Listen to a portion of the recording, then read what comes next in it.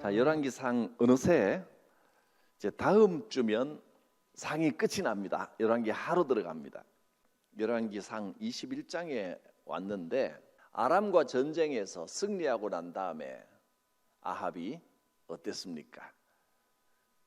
승리감에 취해서 그럴 만합니다.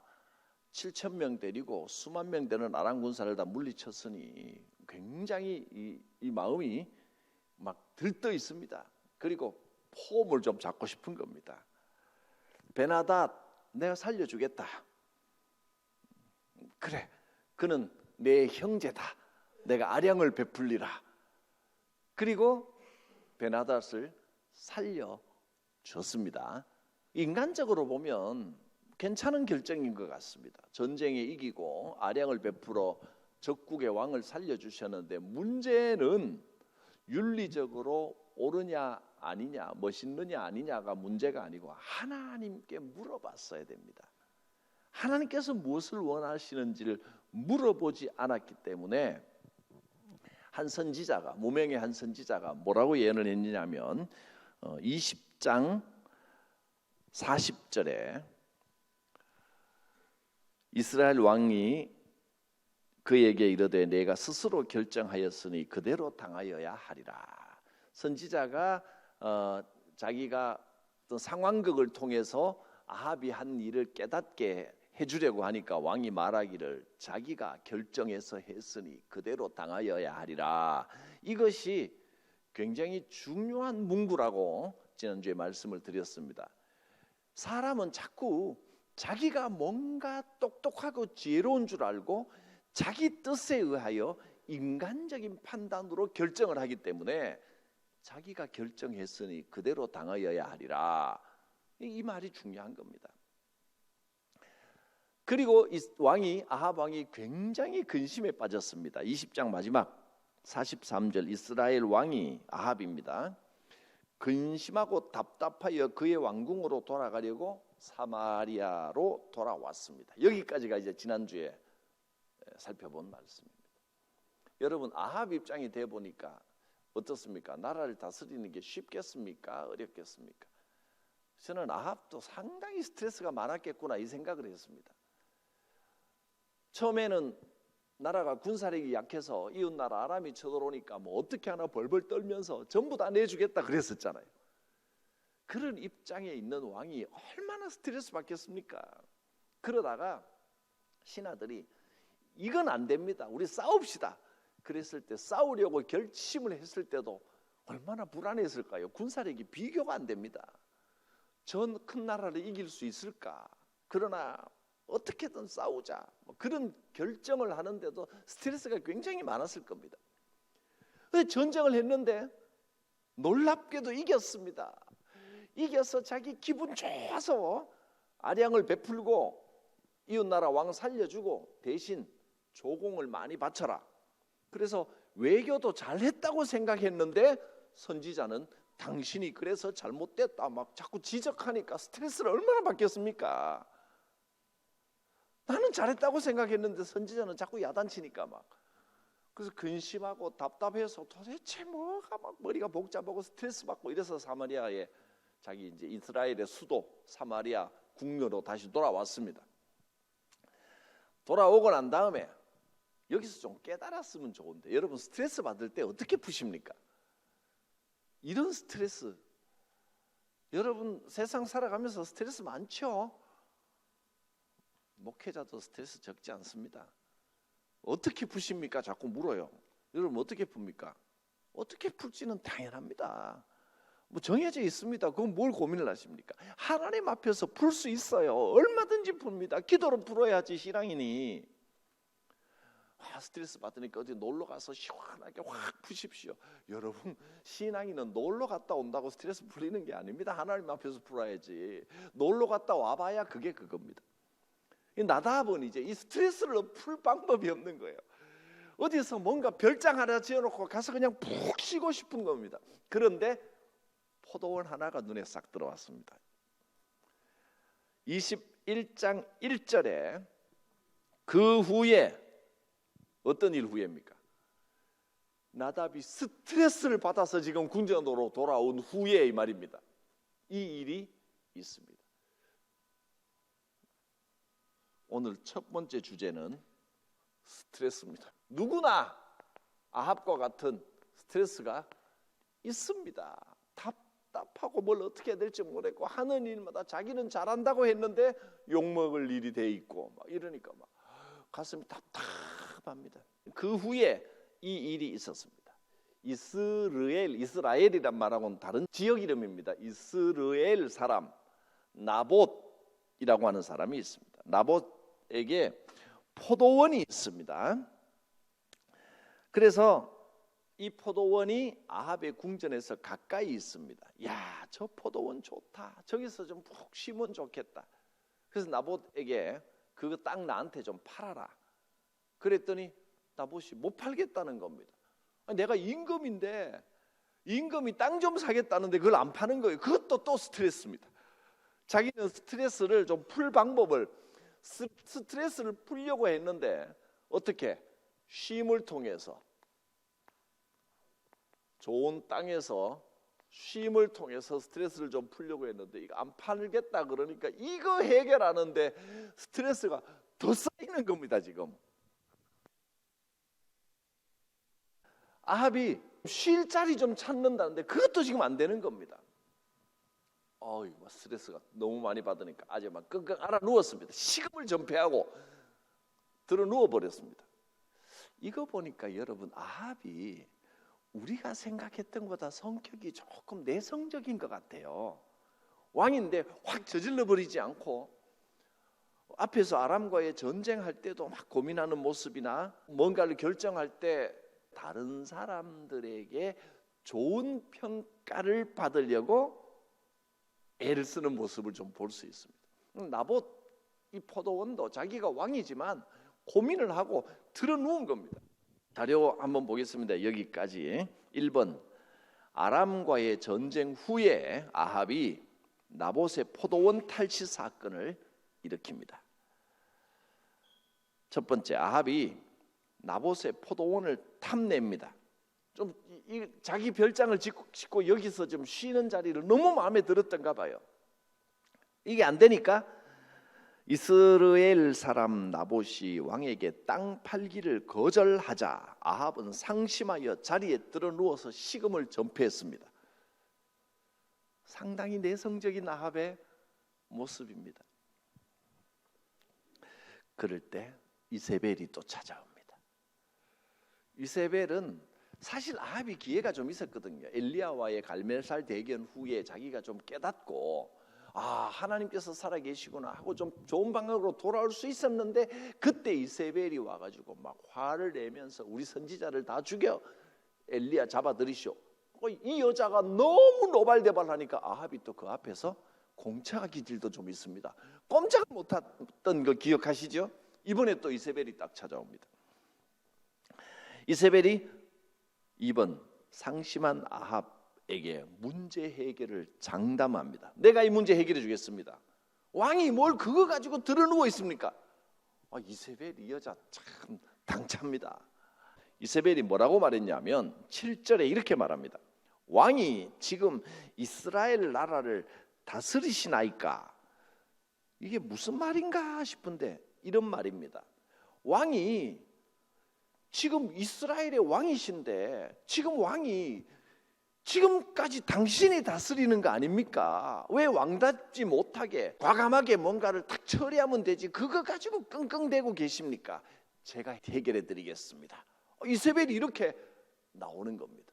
아합은 자리에 들어 누워 있다가 이세벨이 어떻게 할지는 잘 모르지만 이 말을 들으니까 속이 좀 시원해지는 것 같습니다. 상심하여 식음을 전폐한 아합에게 이세벨은 권력을 사용하라고 부추긴다.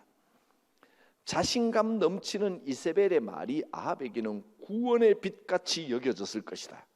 그러나 이것은 하나님의 말씀을 무시한 교만의 말이었다.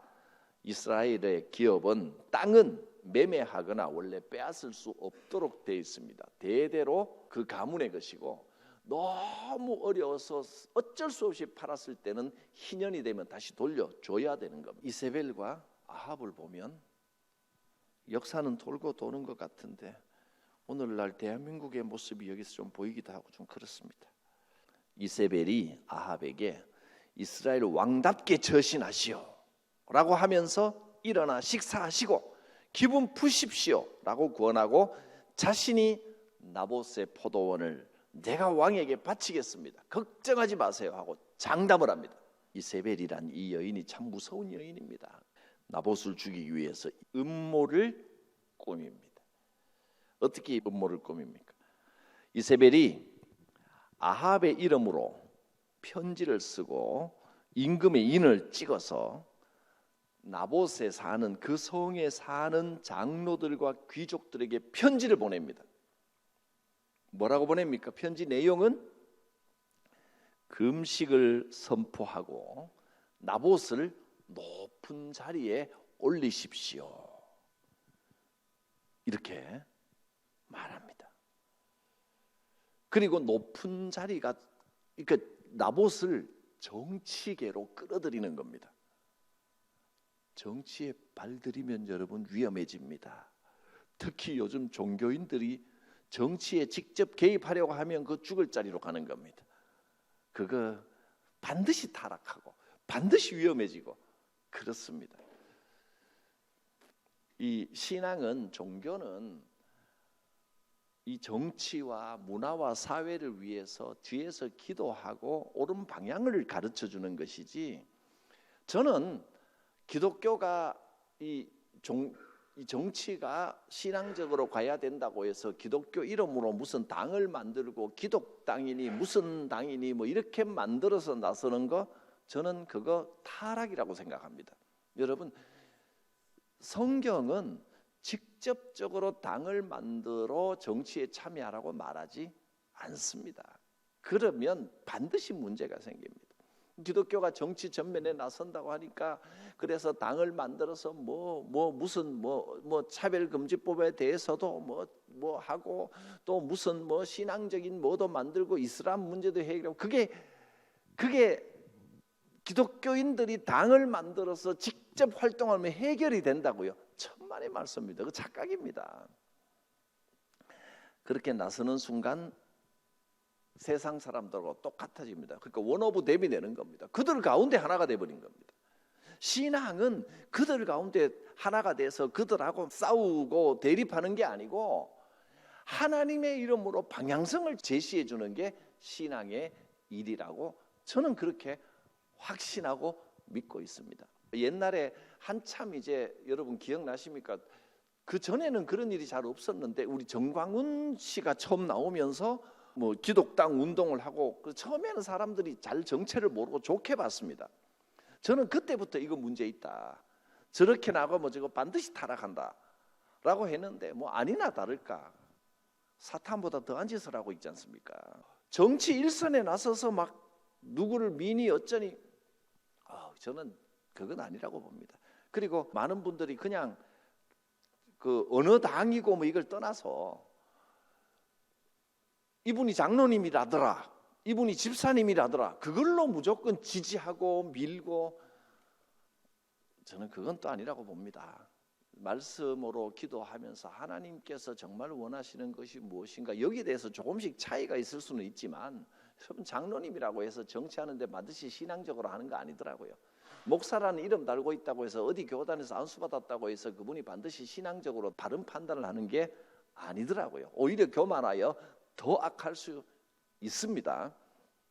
여러분은 정치적인 입장이 저하고 같을 필요도 없고 얼마든지 다르고 판단할 수 있는데, 제가 조금 오늘 구체적으로 제 입장을 말씀을 드렸는데 그 입장에 관계없이 정치라고 하는 곳에 직접적으로 뛰어들면 반드시 타락해집니다. 그건 교회가 할 일은 아니라고 믿습니다. 그러니까 우리가 교회 안에서 이런 정치적인 이야기들을 노선에 따라서 나는 여기를 지지하니 저기를 지지하니 이런 거 대립할 이유가 전혀 없는 겁니다.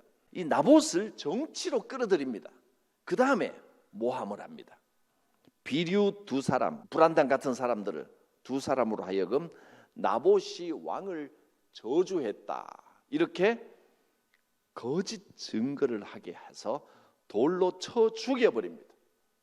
이런 악한 음모를 꾸밉니다. 이세벨의 음모에 의해서 결국 그렇게 나봇이 죽임을 당합니다. 정치적인 모함을 당합니다. 나봇의 성에 사는 장로와 귀족들이 이세벨의 지시대로 하고 나봇을 죽이고 이세벨에게 다 이행했습니다. 이렇게 통보를 합니다. 아합이 결국은 나봇의 포도원을 이걸 얻었습니다. 자, 그러면 이렇게 얻은 땅이 진정한 쉼의 땅이 될 수 있겠습니까? 인간적으로 이렇게 해서 자기 뜻을 이루는 것은 결국 멸망으로 가는 지름길입니다. 아합과 이세벨의 악행은 의도적이고 고의적인 것입니다. 나봇 포도원 탈취 사건, 이 사건이 아합과 이세벨이 어떤 인간인지를 보여주는 사건입니다. 이것은 실수로 인한 것이 아니라 아합과 이세벨의 악행을 보여주는 사건으로 하나님의 심판과 징계를 불러오게 됩니다. 교훈 보겠습니다. 1번은 아까 보았고요. 2번, 성도는 이익을 두고 내가 좀 쉬고 싶다, 뭐 그럴 수 있어요. 아합이 이런 생각할 수 있습니다. 근데 어떤 것이든지 어떤 일을 눈앞에 두고 하나님 앞에서 이게 옳은 것인지를 물어야 됩니다. 아합은 항상 이 과정에 빠져 있습니다. 하나님 앞에서 이게 옳은 일이 이 과정에 빠져 있어요. 교회도 개인도 이 땅에서 이익이 생겼다고 무조건 좋아할 게 아닙니다. 여러분, 이 이익이 하나님 앞에서 정당한 것인지를 꼭 물으셔야 됩니다. 때로는 생각지도 못한 불로소득, 내가 노력하지 않고 땀 흘리지 않았는데 어떻게 보면 행운처럼 굴러오는 이익에 대해서 뭐 기뻐할 수 있죠. 이 땅에서 이 신앙인들이 반드시 어렵게 살아야 될 이유는 없습니다. 그런데 이것이 정말 하나님 앞에서 정당한 것인지를 묻고 정당하지 않을 때는 거절하고 거부할 수 있는 용기도 반드시 있어야 된다는 겁니다. 이익에 눈이 멀어버린 사람은 이 거절을 못합니다. 하나님의 뜻이 아닌 것 같지만 그냥 그 이익을 누려버립니다. 그게 위험하다는 겁니다. 3번, 2번 뒷부분, 아합은 옳고 그름에 대한 생각이 없이 오직 탐나는 것을 갖겠다는 욕심으로 이스라엘로 내려가서 그토록 탐이 나던 포도원을 자기 것으로 만들었습니다. 일이 잘 풀린 것 같죠? 과정이 악했지만 결국 자기가 원하던 걸 얻었습니다. 그런데 이것이 형통이 아니라는 겁니다. 3번, 악을 행하고도 형통하는 것이야말로 더욱 무서운 심판이라는 것을 알아야 됩니다. 일사천리로 진행되던 그 모든 일들은 사실 형통과 성공이 아니라 심판을 향해 전속력으로 달려가고 있는 것이었다. 불의한 방법으로 나봇의 포도원을 빼앗아 자기 정원으로 삼은 지 불과 1, 2년 만에, 이 1, 2년도 채 누리지 못했습니다. 하나님의 심판을 받음으로써 불의한 일을 취한 대가를 죽음으로 갚아야 했습니다. 자, 나봇의 포도원 사건이었습니다. 이 사건 이후에 하나님께서 엘리야를 다시 아합에게 보내십니다. 17절에 가면 여호와의 말씀이 엘리야에게 다시 임합니다. 그래서 엘리야를 아합에게 다시 보내십니다. 보내서 엘리야에게 임해서 뭐라고 하십니까? 1번, 여호와의 말씀이 엘리야에게 임하셔서 이렇게 말합니다. 몇 가지 명령을 주십니다. 첫째, 네가 가서 아합 왕을 만나라. 그리고 아합을 책망하여라. 아합 왕에게 당신이 왜 죽이고 빼앗았습니까? 이렇게 말하라는 겁니다. 그리고 19절에 이렇게 예언하라는 겁니다. 개들이 나봇의 피를 핥은 곳에서 아합의 피도 핥을 것이라고 경고해라. 소름이 돋지 않습니까? 오싹하지 않습니까? 지금 아합 왕에게 가서 이세벨과 아합 이 악한 이 독한 사람들에게 가서 지금 이 말을 지금 하나님께서 하라는 겁니다. 제가 선지자라면, 제가 엘리야라면 오싹할 것 같습니다. 하나님 지금 이 말을 하라고요? 한번 볼까요?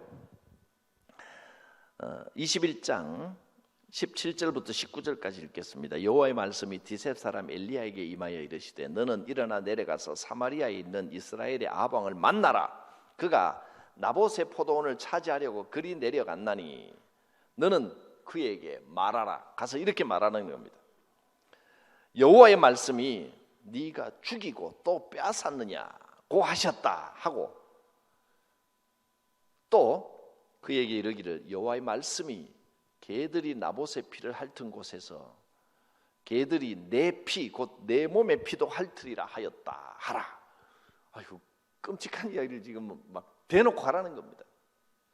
지금 아합과 이세벨은요, 자기 나름대로 작전을 짜가지고 모함을 해가지고 사람들이 모르도록 반란을 일으키려고 했다 해서 나봇을 죽여가지고 땅을 빼앗고 머리를 잘 썼다고 생각했는데, 하나님께서 엘리야를 보내서 네가 죽이고 빼앗았지? 나봇이 죽은 곳에서 네 피를 개들이 핥으리라. 지금 표현을 이렇게 해서 지금 완전히 이건 쌍욕이나 마찬가지입니다. 이 이야기를 지금 하라는 겁니다. 2번, 아합과 이세벨을 향한 엘리야의 심판 경고. 아합이 악을 행하였으므로 그의 집에 재앙이 내려서 그 가문이 멸할 것이다. 또 아합의 집이 여로보암과 바하사의 집과 같이 되게 할 것이다. 다 죽을 것이다. 이세벨에 대해서도 개들이 이스라엘 성 곁에서 그녀의 시체를 먹을 것이다. 아합에게 속한 자 중에서 성읍에서 죽은 자들은 개들이 먹고 들에서 죽은 자들은 새들이 먹을 것이다. 굉장한 저주입니다. 이런 저주를 하는 겁니다. 3번, 아합에게 선포된 엄중한 심판에 대한 부연 설명입니다. 아합이 이 심판 경고를 듣고 심약한 아합이 굉장히 내성적인 것 같습니다. 이거 들으면 이세벨은요 길길이 뜁니다. 무슨 소리 하느냐, 저거 잡아 죽여라 그러는데 아합은 또 마음이 쫄립니다. 약해져서 어떻게 하느냐? 아합이 엘리야의 심판 경고를 듣고 어떻게 했다고요? 옷을 찢고 굵은 배로 몸을 동이고 금식하며 굵은 배를 입은 채 잠을 자고 행보도 천천히 하였다. 조심스럽게, 겁이 나서 이제 조심스럽게 걸어 다니는 겁니다. 나름 회개하는 것 같은, 이거는 제가 보기에는 회개가 아니라 그냥 심약한 것 같아요. 어쩔 줄 몰라서 벌벌벌 떨고 있는 아합의 모습입니다. 그러니까 아합이 정말 악하고 독했다기보다는 아합은 부인을 잘못 만난 겁니다. 이세벨을 만나서 이렇게 됐다고 볼 수 있습니다. 아합은 자기가 하나님 앞에 엎드리고 회개하고 싶은 마음이 있었을 것 같아요. 제가 보기에 이런 성격이라면. 근데 부인 눈치 보느라고 못한 것 같아요. 이세벨이 또 임금이 돼가지고 지금 뭐 하는 거냐고 또 막 그러면 아합이 또 꼼짝 못했을 것 같은 생각이 듭니다. 여호와께서 이 모습을 보고 마음이 졸여서 천천히 걷고 어쩌나 하는 모습을 보면서 심판을 유보해 주십니다. 당장 그 시대에는 행하지 않고 일단 너의 아들이 네 왕위를 물려받게 해주겠다 하셨습니다. 교훈입니다. 탐심이나 자기중심적인 생각에 사로잡히면 바른 판단 능력을 상실하게 됩니다. 20절, 아합이 엘리야에게 이르되 뭐라고 하냐면 내 대적자여 내가 나를 찾았느냐. 엘리야가 내가 찾았노라 하니까 아합이 엘리야에게 네가 내 자신을 팔아 내가 찾았노라. 내가 내 자신을 팔아 여호와 보시기에 악을 행하였다.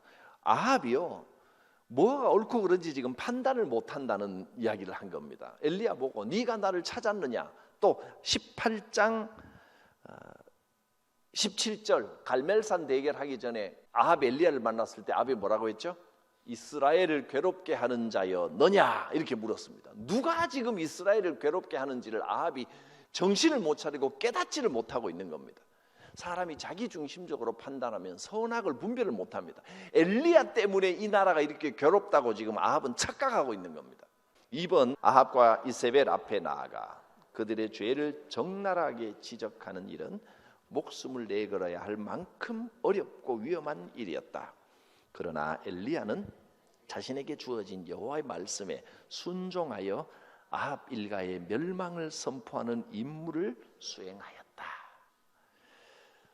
3번, 어두운 시대에도 하나님 계시기에 우리는 소망을 가질 수 있다. 할렐루야. 하나님께서는 인간의 행위에 반드시 보응을 내리신다.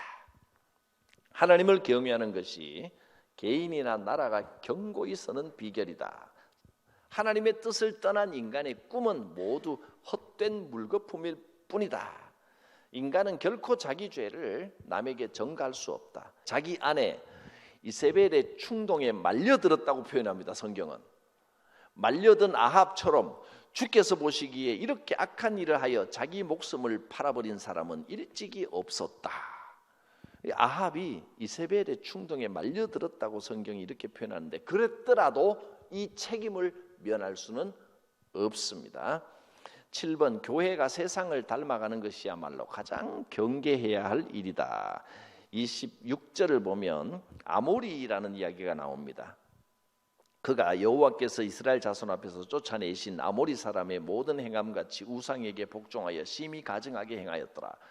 아합이 아모리 족속들의 전통을 따랐다. 세상을 따랐다 이 말입니다. 8번, 하나님은 아무리 악한 자라도 끝까지 참고 기다려 주신다. 아합을요 계속해서 용서해 주시는 하나님, 돌아올 때까지 기다리시는 겁니다. 아람과 이스라엘의 전쟁이 났을 때 이 악한 아합을 위하여 승리하게 해주셨죠. 하나님의 뜻입니다. 그리고 아합이 고민할 때마다 하나님 기다려 주셨습니다. 그 아합이 굵은 베옷을 입고 어떡하나 마누라 눈치 보고 있을 때 하나님은 기다려 주셨습니다. 그때 아합이 완전히 회개했다면 역사는 달라졌을 겁니다. 근데 그러다 마니까 아들까지 지켜보고 아들 때까지 지켜보고 결국은 여로보암의 집과 같이 되게 해버리신 겁니다. 악한 자라도 하나님은 지켜보시면서 기다려 주십니다. 우리 장로교인들이요 예정론 때문에 하나님께서 인간의 운명과 가는 길은 전부 정해놓으셨다 이렇게 생각하는 경우가 많은데, 여러분 예정론은 그런 거 아닙니다. 하나님께서는 철저히 우리의 선택을 기다려 주십니다. 우리의 인생의 행보가 전부 결정되어 있는 게 아닙니다. 창세기 처음부터 하나님께서는 인간에게 자유의지를 주셔서 우리가 선택하기를 기뻐하신 하나님입니다. 하나님을 선택하기를 기다리십니다. 그리고 매 순간 이 아합처럼 선택의 기로가 있습니다. 회개냐 그냥 그대로 밀고 나갈 것이냐, 매 순간 선택해야 되는데 이 선택의 기준은 하나님 앞에서 정당한 것인가 이걸 생각해야 됩니다. 세상적으로 이게 이익이냐 아니냐 이걸로 선택해버리면 악한 길로 가게 됩니다. 편한 길, 이익이 되는 길. 하나님께서는 뭐라고 하십니까? 이익이 아니라 하나님의 공의를 따라라. 편한 길, 넓은 길이 아니라 좁은 길로 가라. 하나님 앞에서 옳은가? 늘 하나님께 물어야 됩니다. 3번, 길르앗 라못 전쟁 이야기가 이어집니다. 일단은 이 나봇의 포도원 사건은 여기서 일단락이 되고요. 21장이 나봇의 포도원 사건입니다. 이제 22장으로 넘어왔습니다. 22장 1절 한번 보겠습니다. 평화의 시기 3년이 온 겁니다. 뭔가 좀 괜찮은 것 같죠? 21장에서는 아합이 스트레스 엄청 받았었는데 이제는 평안한 시기가 조금 이어집니다. 1번, 아람과 이스라엘 사이에 전쟁 없이 3년을 지냈습니다. 그리고 이제 남북 관계도 좋아집니다. 남쪽의 여호사밧 왕이 북쪽 이스라엘을 찾아갑니다. 아합 왕을 방문합니다. 그래서 정상회담을 합니다. 2번, 이스라엘과 유다의 동맹. 일찍이 나라가 갈라지고 이런 정상회담을 한 적이 없었습니다. 그런데 정상회담이 성립한 겁니다. 남쪽의 여호사밧이 아합 왕을 찾아가니까 아합 왕이 정상회담 중에 어떤 의제를 냈느냐면, 우리가 저기 옛날에 빼앗긴 길르앗 라못을 연합해서 다시 찾읍시다. 길르앗 라못에 대한 이야기가 나옵니다. 2번 보겠습니다. 남유다 왕 여호사밧이 아합에게로 갔고 국빈 방문, 그 다음에 아합이 여호사밧에게 함께, 정상회담 내용입니다. 길르앗 라못을 치자고 제의했고 여호사밧이 수락했습니다.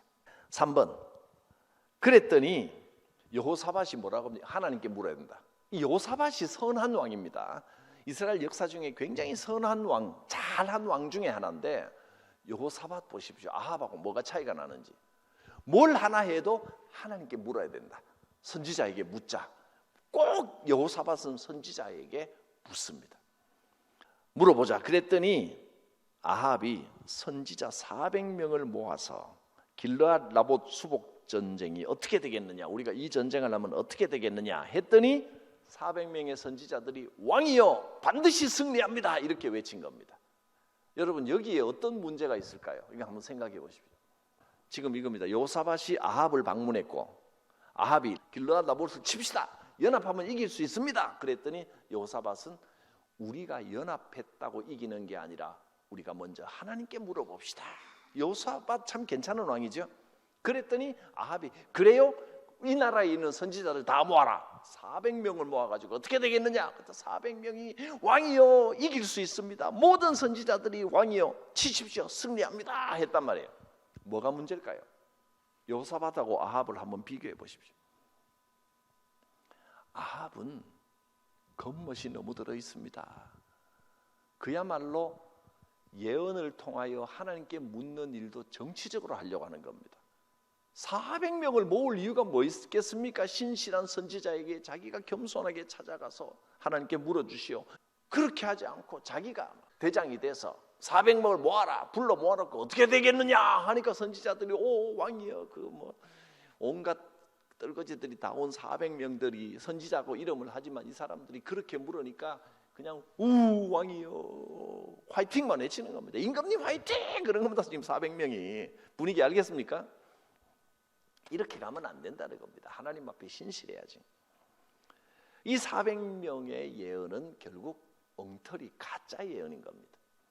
그랬더니 여호사밧이 뭐라고 하냐면 이런 식으로는 안 됩니다. 임금님, 이렇게 선지자들 400명 모아놓고 군중심리처럼 막 해서 임금님 화이팅 이런다고 되는 게 아닙니다. 하나님 앞에 겸손하게 신실한 선지자에게 물어야 됩니다. 그래서 새로운 선지자의 이름이 나옵니다. 미가야라고 하는 선지자가 나옵니다. 4번, 다른 선지자 미가야의 예언을 다시 구해야 됩니다. 근데 아합은 미가야를 싫어합니다. 왜 싫어할까요? 저 인간은 예언을 하나님께 기도로 물어달라 그러면 내가 듣기 싫은 소리만 한단 말이에요. 마음에 안 드는 거예요, 그 답이.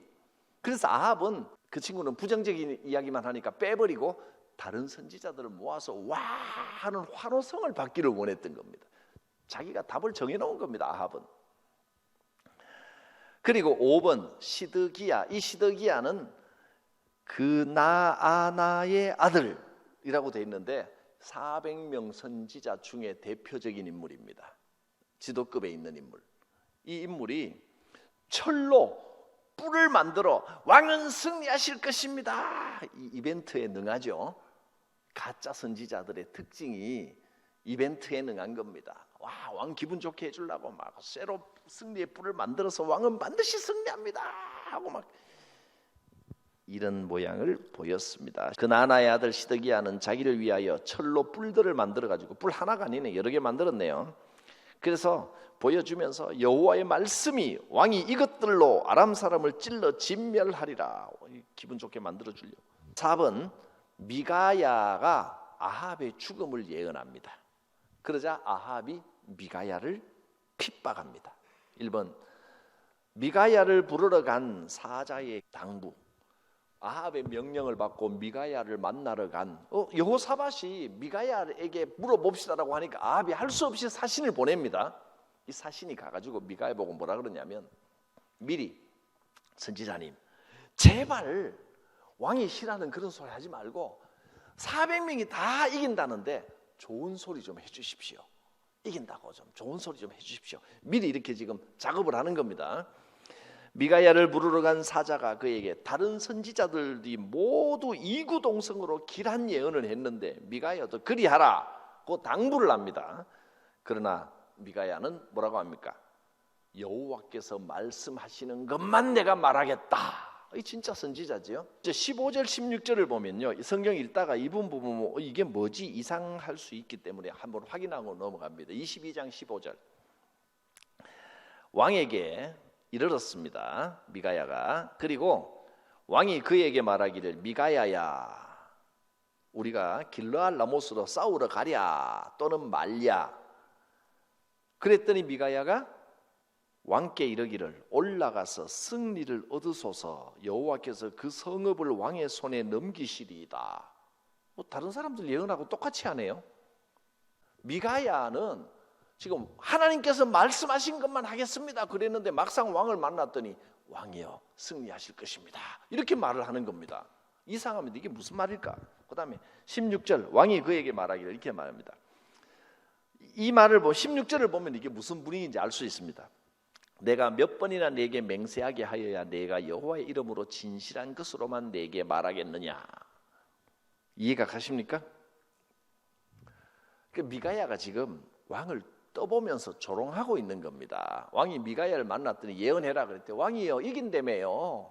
뭐 알아서 하십시오. 이겼죠. 이렇게 말했다는 겁니다. 미가야가 내가 말한 대로 뭐 왕이 듣겠습니까? 예 이깁니다. 예 이렇게 말했다는 거예요. 미가야가. 그 왕이 그걸 보고 짜증이 나서 내가 몇 번이라면 네 똑바로 말해라 똑바로 이 이야기하고 있는 겁니다. 그랬더니 미가야가 이제야 제대로 이야기를 하는데 환상을 이야기합니다. 17절을 보면 똑바로 한 미가야의 예언입니다. 17절 그가 이르되 내가 보니 온 이스라엘이 목자 없는 양같이 산에다 흩어진다. 이게 예언입니다.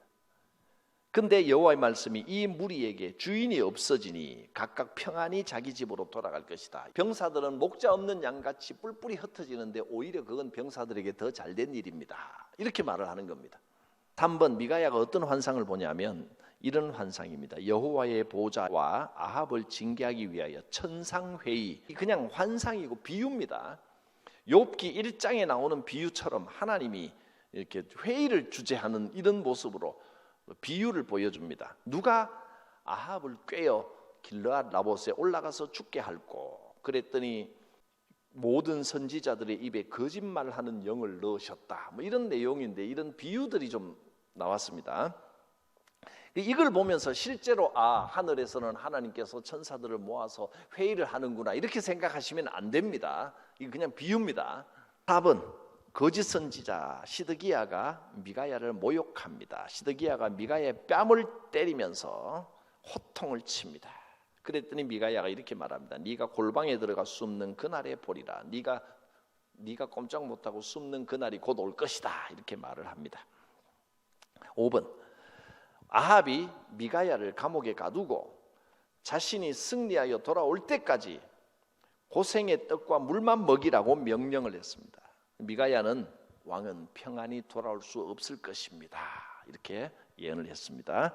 교훈입니다. 권력에 의한 언론 통제보다 더 무서운 것은 사탄에 의한 영적인 통제이다. 말씀 선포자는 항상 계시된 진리 그대로를 정직하게 선포해야 한다. 하나님 없는 형통은 심판의 전조이다. 유기라는 말이 내버려 두심입니다. 하나님의 내버려 두심, 교리적으로 아주 중요한 의미를 가진 용어입니다. 하나님의 말씀은 사사로운 감정으로 들어서는 안 된다. 혈기와 교만함은 사탄에 속한 자들의 공통적인 특징입니다. 시드기야의 헛된 확신처럼 6번 원수에 대한 보응을 하나님께 맡기는 것이 참된 승리의 비결이다. 25절은 한번 이 이야기입니다. 미가야가 이르기를 네가 골방에 들어가서 숨는 그날에 보리라. 하나님이 약속하신 그날, 하나님께서 공의로 심판하시는 날은 반드시 온다. 믿습니까? 이 믿음을 가져야 신앙입니다. 내가 하나님 때를 기다리지 못하고 내가 해결해야만 되겠다. 그게 불신앙입니다. 그게 공의가 아닙니다. 우리는 언제나 내가 뛰어들어서 하나님의 손길을 기다리는 것보다 내가 뛰어들어서 해결해 버리고 싶은 유혹을 많이 받습니다. 근데 그게 신앙인 줄 압니다. 내 열심으로 문제를 해결하는 게 신앙이 아닙니다. 하나님의 때를 기다릴 줄 아는 게, 하나님께서 반드시 해결하신다, 그게 믿음입니다. 그 믿음이 크면 클수록 참고 기다릴 수 있습니다. 7번, 하나님의 뜻을 떠난 악한 계획이나 소망은 결코 이루어지지 않는다. 믿습니까? 세상을 보니까 악한 사람들도 잘 되는 것 같지는 않습니까? 아직까지는 잘 되는 것일 뿐입니다. 여러분, 내가 의롭게 행하는데도 왜 이렇게 고난이 오고 일어나, 이런 생각 혹시 들지 않으십니까? 아직까지 고난이 덜 끝난 것뿐입니다. 반드시 하나님의 때가 옵니다. 믿으셔도 됩니다. 아멘 크게 하셔도 됩니다. 반드시 그때가 옵니다. 그게 믿음이고 그게 신앙입니다. 저는 하나님을 믿습니다. 이런 면에서 100% 하나님을 신뢰합니다. 내 대에 해결 안 되면 내 아들 때 해결되고 내 손자 때 해결되고 반드시 하나님의 뜻은 이루어집니다. 그리고 내가 조급해서 그렇지 조급한 마음만 놓고 하나님을 의지하면 그리 멀지 않습니다. 8번, 말씀을 선포하는 자는 그 말씀이 성취되리라는 강한 확신을 가져야 한다. 할렐루야. 이 부분을 굉장히 많이 강조했는데 저는 이 미가야 사건은 이것을 우리에게 가르쳐 주시는 하나님의 뜻이라고 믿습니다. 거짓 선지자들이 거짓 예언을 하는 이 사탄에 의한 영적인 통제, 이게 무서운 겁니다. 우리는 하나님을 의지하며 거짓 예언이 아니라 하나님의 뜻 안에서 하나님의 때를 기다릴 줄 알아야 됩니다. 길르앗 라모스로 이제 드디어 공격해 올라갑니다. 2번, 아람 왕은 아합만 노립니다. 아합만 죽이면, 아람 나라가 저 북쪽 위에 있잖아요. 그 다음에 이스라엘이 있고 유다는 이 밑이란 말이죠. 유다 나라는 이 길르앗 라못을 차지하는 게 직접적으로 급한 일이 아닙니다. 아합을 죽여버리고 이스라엘이 패퇴하면 유다는 돌아갈 것이라고 생각하는 거예요. 그 여호사밧 왕보다 아합 왕이 공격 대상입니다.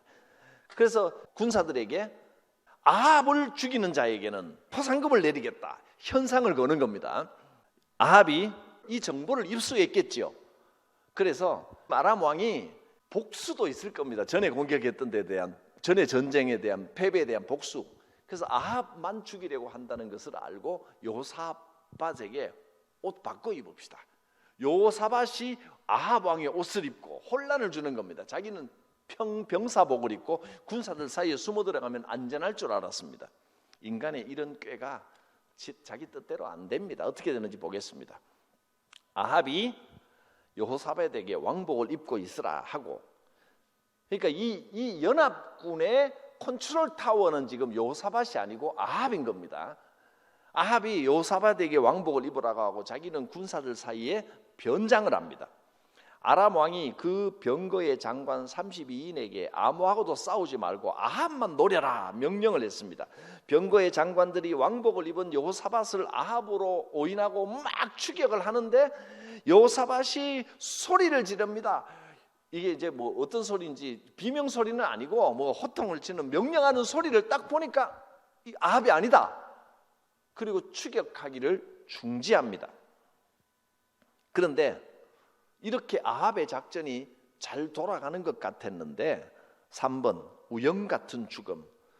우연히 그냥 막 화살이 비오듯이 쏟아지는데 군사들 사이에 있다 보니까 자기는 안전하다고 숨은 것이 더 위험해진 겁니다. 화살이 하나 날아와서 갑옷 솔기가 뭐냐면 갑옷을 입었으면 이음새 사이, 거기에 푹 박혀버린 겁니다. 갑옷 사이에.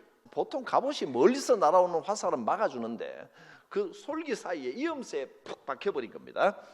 그게 맞았습니다. 부상당한 아합은 병거 모는 자에게 빠져나가고자, 근데 전쟁이 너무 치열해서 도망가지 못하고 아람 군사들과 싸우다가 저녁 때가 되니까 피를 너무 많이 흘려서 병거 바닥에 피가 흥건하게 고이고 아합이 그만 죽어버렸습니다. 참 외롭게 죽었습니다. 해질 무렵에 이스라엘 군사들 사이에서 각기 성읍과 고향으로 돌아가라. 아합이 안 보이는 겁니다. 지휘관이 없는 겁니다. 누가 명령하는 사람도 없고 막 엉망진창이니까 우리 그냥 고향으로 돌아갑시다 이런 소리가 막 나고 병사들이 흩어져 버렸습니다. 미가야의 예언대로 됐습니다. 4번 아합의 장사와 행정막. 아합이 죽자 시체를 사마리아 성으로 메어다가 장사를 했습니다. 아합이 탔던 병거를 사마리아의 못에 씻으니까 개들이 그 피를 핥았습니다. 엘리야의 예언대로 됐습니다. 사마리아 못은 창기들이 목욕하는 곳이었습니다. 모든 것이 예언대로 됐습니다. 아합이 죽고 그 아들 아하시야가 왕위를 계승합니다. 이제 다음 주에는 이 아하시야에 대한 내용, 열왕기상의 마지막 여호사밧과 아하시야에 관한 내용을 살펴보겠습니다.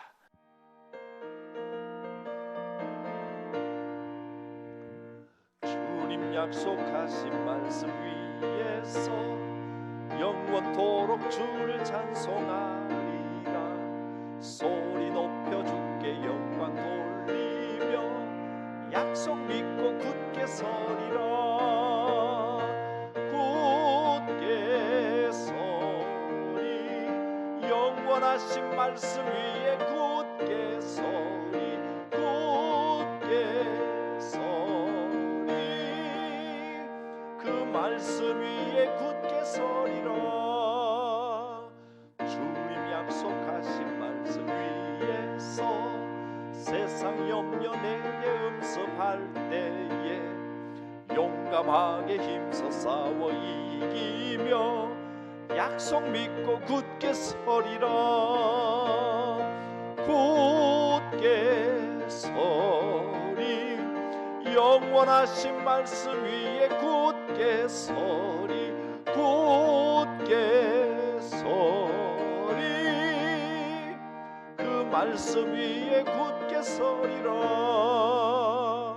주님 약속하신 말씀 위에서 영원토록 주의 사랑 힘입고 성령으로 힘써 싸워 이기며 약속 믿고 굳게 서리라. 굳게 서리. 영원하신 말씀 위에 굳게 서리. 굳게 서리.